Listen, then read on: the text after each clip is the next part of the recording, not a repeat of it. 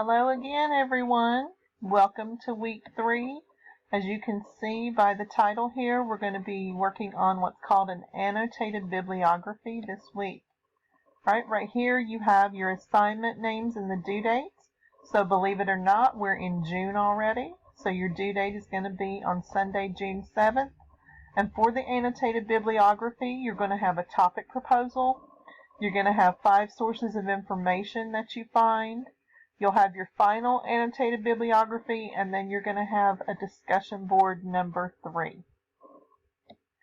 So we're going to begin by looking at the assignment sheet for part 1. Okay, so on this assignment sheet, what you're going to see first are some directions about how to get started.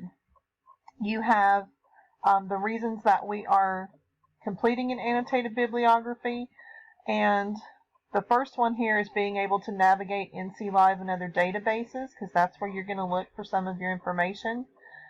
To introduce you to what annotated bibliographies are and how they are used in research. To give you some practice in using MLA format this time. We did APA for the last week's assignment, so now we're going to work on MLA. Practice skills of summary and evaluation or critiquing a source. To demonstrate some critical thinking in how you assess sources. And then it could be, if you decide to keep the same topic, preparing materials for your final writing assignment, which will be an argumentative essay and presentation. So first of all, you're going to learn about annotated bibliographies and the NC Live database. So I'm going to click back here to our class page, and you'll see here after the link to the assignment sheet we're looking at, you're going to have a video that explains what an annotated bibliography is.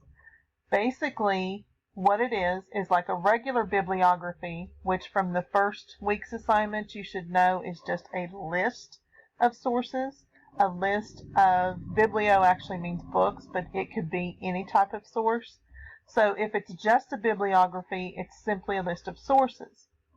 Annotated, you had a question on your research sources scavenger hunt that said, what's the difference between an annotated bibliography and a regular bibliography?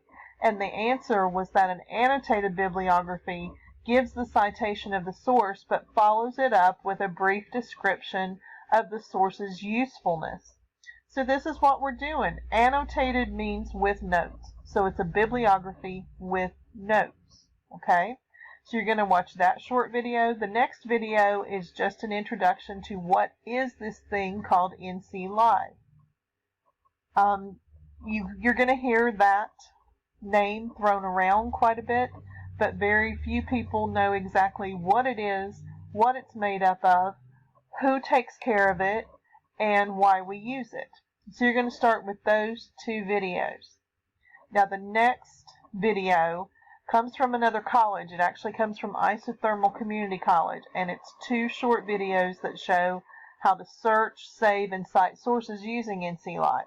I'm going to show you a quick demonstration, but these 2 videos will also be a good resource for you. I give you a direct link to the NC Live database here. You don't have to click on this link. You can simply Google NC Live, and you will get it, nclive.org. The next 3 videos are dealing specifically with ProQuest. If you search through NC Live, you're automatically searching ProQuest. So some students don't choose to go into ProQuest by itself, and that's fine if you don't want to. However, if you want to search ProQuest by itself, these are some training videos that will show you how to do a successful ProQuest search. It's entirely up to you. Then we're going to come down here and write a topic proposal just like you did last week. And then you're going to find, last week you had to find 2 web page sources. Now you're going to have to find a total of 5. And there are particular types of sources you have to find for this list. Okay, so we're back here at the assignment sheet. You'll see this is going over the different videos that you need to look at this week. Looking at features of the NC Live database, learning about ProQuest Research Central, and then how to do advanced searches with ProQuest.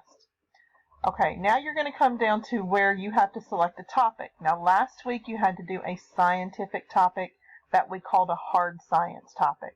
This week we're going to be dealing with social science. So think of sciences that involve people and behavior. So we're looking at areas like psychology, sociology, anthropology, history, art, music, literature falls into this as well. So what we give you here are some examples of topics you might like to explore. One avenue you can take is to take a new spin on your topic from this past week. So the example I gave you last week for the proposal was binge eating disorder. And so for that assignment, I said I would look at the popular pharmaceutical treatments, the physical treatments for that disorder. Now, maybe I'm still interested in binge eating disorder this week, so I would propose that I wanted to look at popular therapies that are used that fall under psychology. So if you found a topic last week that you are very much interested in, it is possible to now look at the social science behind that topic.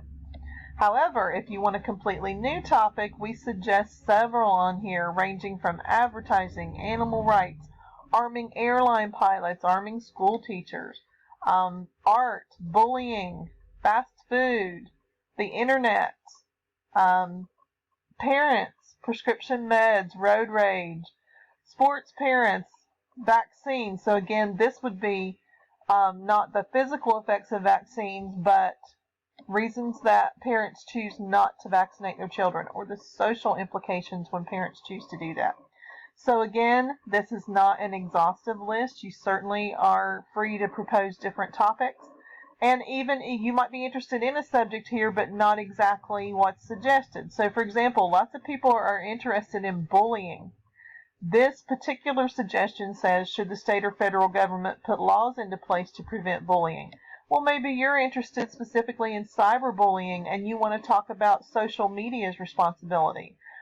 For instance, do you think Facebook should have more of a proactive stance when it comes to bullying?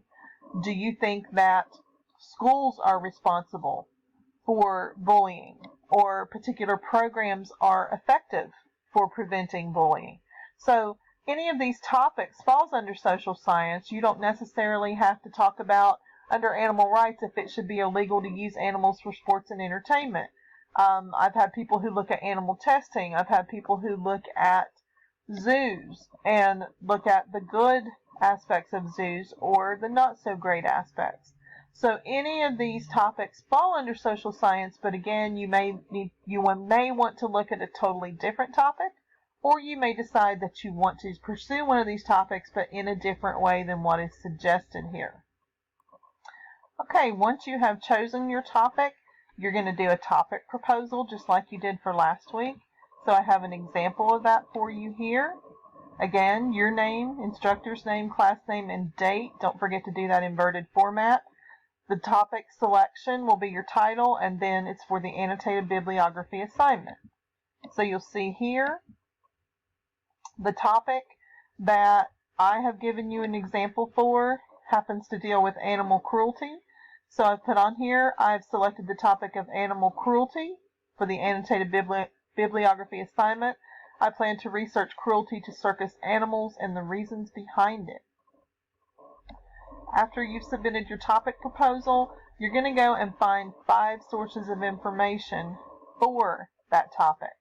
Now you're reminded in the assignment sheet and here on the assignment link of exactly what types of sources you have to find. So if you see here, you're going to have a total of 5 sources. You want to use appropriate headers, place your citations in alphabetical order, and your 5 sources must be these types. So we're going to learn how to go to NC Live, and you're going to find 2 scholarly peer-reviewed articles. Recall from your information literacy test what peer-reviewed means.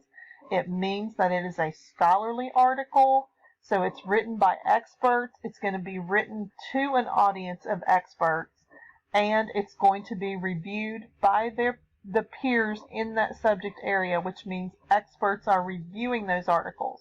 What does that mean for us? In plain language, it means if we find something that's peer-reviewed, we don't need to worry about the information being accurate or something we can use in research and have trust that it is truthful and that it contains up-to-date materials. All right, you need to find 2 internet sources found from a search engine like Google or Yahoo, Bing, whatever you prefer to use. Because now, after you've done an evaluation, you should be a good judge of what types of information are good to use for research or not from the internet. So this is giving you some practice. I want you to go to the internet and find 2 sources of information for your topic. The 5th source, the additional one, is your choice. So you are able to look at different types of sources other than scholarly or internet. If you want to repeat one of those types for your 5th source, that's fine, but you don't have to. If you're doing an art topic, you might want to look at an image. For example, you might look at a film clip. You might look at a YouTube video if you're able to tell who posted it and if the information can be trusted. You might want to look at an ebook. So lots of choices there when you're given a choice of what you want that source to do. Okay, so once you have selected your 5 sources, you're going to type them up into a list. Same headings as before. The title will be Works Cited, and then you will put your topic. So if you remember, my topic proposal said circus animal cruelty. Then I want you to notice that my sources are listed in alphabetical order according to the first word of each citation. In the 2 APA citation assignments that I've been grading, there have been several of you who forgot to put your sources in alphabetical order. That's something you want to get used to doing anytime you do a works cited, a bibliography, anything that's listing sources, you always want to put them in alphabetical order. Also, here's a reminder, this is in MLA, Modern Language Association format. We worked with APA last week, but we're switching over to MLA this week. So make sure that you get your sources into MLA format rather than APA. So this has been an overview of part 1, all of your assignments, and your instructions for watching the videos. Next, I'm going to come back with a video showing you how to look at NC Live.